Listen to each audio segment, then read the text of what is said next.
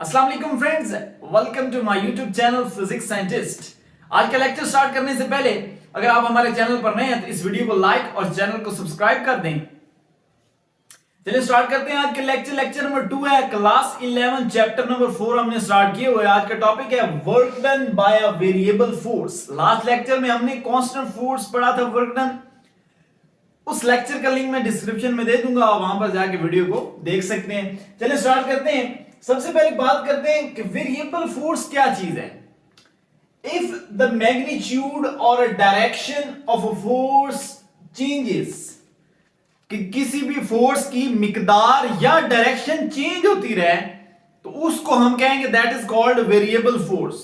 Okay, for example के तौर पर when a rocket moves away from the earth, the work done against the gravity is not constant। अब इसका क्या मतलब है, जब एक रॉकेट अर्थ से ऊपर जा रहा होता है तो ग्रेविटी नीचे एक्ट कर रही है, रॉकेट ऊपर जा रहा होता है, पहले उसकी रॉकेट स्पीड बहुत तेज होती है, आस्ते आस्ते कम होती जाती है, ठीक हो गया। तो इसी तरह ग्रेविटी के हिसाब से उसकी जो फोर्स है, जो फोर्स लग रही होती है उसके ऊपर, वो क्या होती है, कम ज्यादा होती रहती है, वेरिएबल होती रहती है, चेंज होती रहती है, ठीक है। तो that is the example of variable force, ठीक हो गया। अब एक एग्जांपल की मदद से हम इसकी एक्सप्लेनेशन को समझेंगे, इसकी वर्क डन को फाइंड करेंगे, ग्राफ से समझेंगे, ग्राफ से कैसे वर्क डन निकाला जाता है, तो वो हम समझते हैं। चलिए स्टार्ट करते हैं। हमने क्या करना है, कंसीडर कर लिया हमने कि एक ऑब्जेक्ट है, ये सामने मैंने डायग्राम ड्रॉ की हुई है। क्या किया है कि एक ऑब्जेक्ट है जो पॉइंट ए पर, ए से लेकर बी तक उसने फासला तय किया, वेरिएबल किया। देखिए चेंज हो रहा है, कांस्टेंट नहीं है, फोर्स चेंज हो रही है। देखिए ये यूं टेढ़ा सा पाथ देख रहे हैं, स्ट्रेट पाथ नहीं है, this is the variable path. अब देखिए उसका वर्क डन फाइंड करने का तरीका क्या है। देखिए एक तरीका ये है कि हमने, क्योंकि वेरिएबल्स हैं तो हम इसको छोटे छोटे हिस्सों में डिवाइड कर देते हैं उस पाथ को, ताकि वो जो पाथ हम काटें वो स्ट्रेट हो, ठीक हो गया।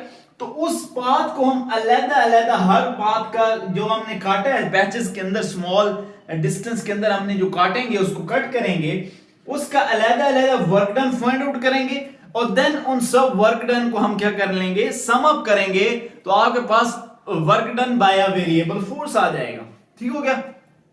कैसे आ गया अभी कर लेते हैं। देखिए पॉइंट ए पर मैं कह रहा हूं कि फोर्स F1 लग रही है, उसके साथ एंगल θ1 बना रहा है, ठीक हो गया। देन अगले पॉइंट पर फोर्स F2 लग रही है, इसी तरह F3 लगेगी, F4 लगेगी, अप टू n इनफिनिटी, जितने आपने क्या करने हैं पैचेस डिवाइड करने, n तक जाएगा, ठीक हो गया। इसी तरह डिस्टेंस भी हमने डिवाइड कर लेना है। देखिए पहला पैच है तो उसका डिस्टेंस कितना आ रहा है, दैट इज डेल D1 से डिनोट करेंगे। एंड दूसरे पाथ जो हमने डिवाइड किया है इसको आप D2 से डिनोट कर देंगे, ठीक है। ये इसी तरह आगे आगे चलता जाएगा, डेल D2 हो गया, डेल D3 हो गया, del D4 up to n तक ये काम जाएगा, क्योंकि n नंबर ऑफ पैचेस हमने कन्वर्ट किए थे। चलिए स्टार्ट करते हैं। वर्क डन का हमने फार्मूला पढ़ा हुआ है, W is equal to FD, ठीक हो गया, फोर्स मल्टीप्लाई बाय डिस्टेंस। तो हम वही काम करेंगे। देखें फॉर एग्जांपल फर्स्ट पॉइंट पर अगर आप देखें तो work done for first particle क्या होगा, V1, ठीक हो गया।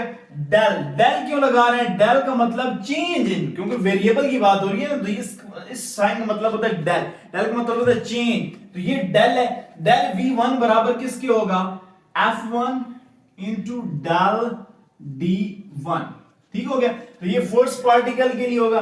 अगर सेकंड पार्टिकल के लिए बात करें तो del W2 is equal to F2 into del D2, ठीक हो गया।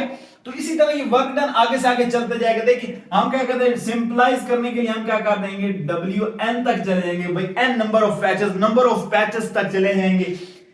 Wn is equal to Fn into del Dn, ठीक हो गया।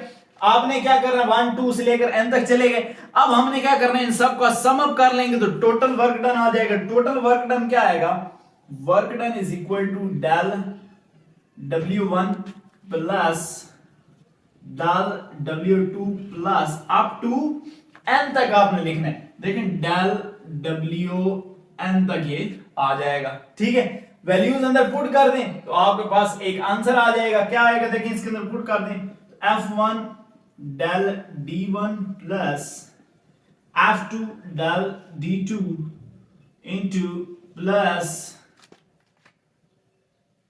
Fn इंटू del Dn तक ये चला जाएगा। आप इसको क्या करेंगे, समीशन की फॉर्म में लिख देंगे। That is equal to summation का फॉर्म कुछ इस तरह ई होता है। ठीक हो गया। क्या करेंगे कि I इज इक्वल टू 1 से काम स्टार्ट हो रहा है, एफ डी आपके पास एफ डी कॉस थीटा। ठीक हो गया। ये आपके पास वर्क डन का, टोटल वर्क डन का ये आपके पास फार्मूला है। आई से क्या मतलब है कि यहां पर आप आई कर देंगे कि आई का मतलब 1 अगर होगा तो यहां पर F1 D1 cos थीटा 1 आ जाएगा। इसी तरह F2 D2 cos थीटा। ठीक है, क्योंकि वर्क डन का हमने फार्मूला पढ़ा था लास्ट लेक्चर के अंदर, that is FD cos theta. तो यहां पर एंगल भी इन्वॉल्व हो रहा है तो एंगल भी आप साथ लिखेंगे, cos थीटा आप साथ लिखेंगे। ठीक है, इसी तरह इन सब के साथ भी ये cos थीटा लगेगा, बिकॉज देखिए एंगल इन्वॉल्व हो, क्योंकि एंगल क्यों इन्वॉल्व हो रहे हैं, इसकी रीजन है। इसकी रीजन क्यों है, क्योंकि देखिए वेरिएबल पाथ है। हमने ऊपर यही बात की है कि क्या करें, मैग्नीट्यूड और डायरेक्शन दोनों चेंज होंगे। जब दोनों चेंज होंगे तो हमारे पास एंगल भी इन्वॉल्व होगा। इसलिए मैंने एंड पे क्या लिखे, एफ डी कॉस थीटा। तो this is the whole sum up of total work done. ठीक हो गया। ये मैंने एग्जांपल की मदद से समझाया। अभी हम नेक्स्ट ग्राफ की मदद से समझेंगे। नेक्स्ट बात करते हैं इसकी ग्राफिकल मेथड से आप कैसे वर्क डन फाइंड आउट कर सकते हैं। ठीक हो गया। देखिए मैंने सामने एक ग्राफ ड्रा किया आपके सामने कि एक्स और वाई एक्सिस हमने ले लिए, उसके अंदर मैंने एक वेरिएबल पाथ ड्रा कर लिया। ठीक है, अब इस वेरिएबल पाथ को आपने क्या करना है, इसका वर्क डन फाइंड आउट करना है। ठीक हो गया। हमने क्या करना है, ये जो डॉटेड लाइन में है देखें, the work done can also be calculated by plotting a graph between f cos theta and d। वो कह रहा है कि ग्राफ से भी आप वर्क डन फाइंड आउट कर सकते हैं f cos थीटा और d के दरमियान ग्राफ बना के। ठीक हो गया। चलें, अब इसका तरीका क्या है, to find the graph is irregular shape. देखिए ग्राफ इरेगुलर शेप में किसकी क्या वजह है, क्योंकि वेरिएबल फोर्स की हम बात कर रहे हैं, चेंज इन डायरेक्शन की बात कर रहे हैं। We divide into to find the area of the curve। अब इस कर्व का एरिया फाइंड करने के लिए हमें क्या काम करना पड़ेगा, हमें एक assumption करनी, to find the area of curve we divide it into a large number of vertical strips। मैंने क्या किया है, इन पार्ट्स को वर्टिकल स्ट्रिप्स में काट दिया है, छोटी छोटी स्ट्रिप्स में काट दिया है। वही काम जो पहले हमने किया अकॉर्डिंग टू फार्मूले से हमने कैलकुलेट किया था, छोटे छोटे पार्ट्स में डिवाइड किया था। इसी तरह हम इसको ग्राफ में भी छोटी छोटी स्ट्रिप्स में इसको काट लेंगे। ठीक हो गया। अब आप गौर से देखें तो ये कौन सी स्ट्रिप बन रही है, देखिए ये एक रेक्टेंगल शेप बन रही है। क्या बन रही है, एक रेक्टेंगुलर शेप बन रही है। देखिए एक रेक्टेंगल बन रही है। ठीक हो गया। डिफरेंस हमने करवा दिए। यहां पे देखिए पहली स्ट्रिप मैंने कह दी this is del D1 and this is del D2, बस स्मॉल स्मॉल डिस्टेंस है।